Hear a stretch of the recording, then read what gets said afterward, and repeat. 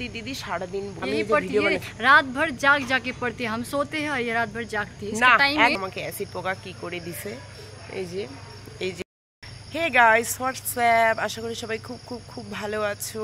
আর আমি এই পেজটাতে অনেক দিন পরে ভিডিও দিচ্ছি আর আমি তেমনটা ভালো নাই গাইস। এই যে দেখো আমাকে অ্যাসিড পোকা কি করে দিছে এই জায়গায়, মানে অ্যাসিড পোকা আমাকে 12 বাজায় দিছে, একদম কামড়ায় টামড়ায় মানে কী করছে।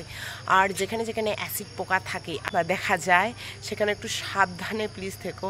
আর এগুলো না মারাত্মক জ্বলন হয়, জল লাগলে আরও বেশি জ্বলন হয় আর প্রচণ্ড জ্বালা করে। এই বর্ষার দিনে না অ্যাসিড পোকা প্রচুর পরিমাণে বের হয়, পারলে একটু অ্যাসিড পোকা থেকে বাঁচার চেষ্টা করো।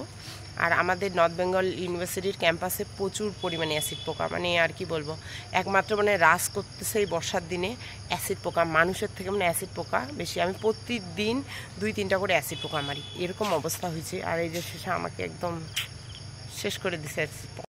দিদি সারাদিন বই পড়ে, খুব একটা দিদি খুব বই পড়ে এরা সারাদিন পরীক্ষার সময়।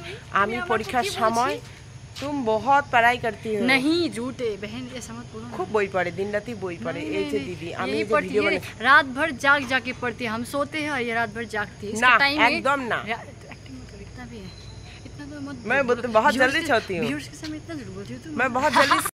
আজকে আমি অনেক দিন পরে যে বের হয়েছি। আমাদের হোস্টেলটা দেখো, সবাই এখন বই পড়ছে, মানে বই ছাড়া বই। এই যে দিদিরা ওইখানে প্রচুর পরিমাণে বই পড়ছে আর আমি এখানটায় ভিডিও বানাচ্ছি। আমি ভাবলাম আর বই পড়তে পড়তে বোরিং লাগতেছে, জাস্ট কেমন লাগতেছে, রাগ উঠতেছে ঘরের মধ্যে থাকতে থাকতে সারা দিন।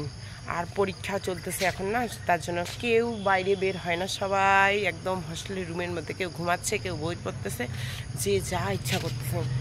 আরে কে হোস্টেলে ফ্রি হওয়ার জন্য বিড়ি খৈনি খাবি? আয় আয় হোস্টেল থেকে নিচে আয় রিল্যাক্স হবি তো আয়, বিড়ি খৈনি খাওয়াবো তোদেরকে ফ্রিতে। চারপাশটা কি সুন্দর ফাঁকা এক্সামের জন্য। আমরা বেরোবো এক্সাম শেষ হওয়ার পর।